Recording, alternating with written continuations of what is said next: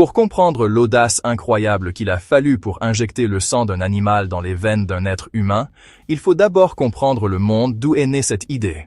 Le Paris du XVIIe siècle était une ville de contraste. C'était l'un des plus grands et des plus splendides centres d'Europe, un foyer d'art, de philosophie et de pouvoir royal sous le roi Soleil, Louis XIV.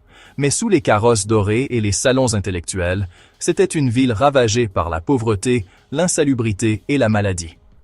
Les épidémies de peste, de tuberculose et de syphilis étaient monnaie courante.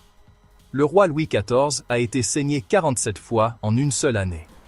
Pour le commun des mortels, c'était souvent une condamnation à mort déguisée en traitement. Les hôpitaux tenus par l'Église étaient considérés par les pauvres comme des lieux où l'on recevait ses derniers sacrements, plutôt que pour s'améliorer. Le célèbre Hôtel-Dieu de Paris avait un taux de mortalité effrayant, atteignant près d'un patient sur 4 selon certaines estimations.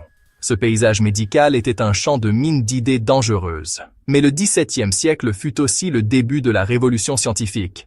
Un nouveau genre de penseurs commençait à défier les anciennes croyances, non pas par la philosophie, mais par l'observation et l'expérimentation.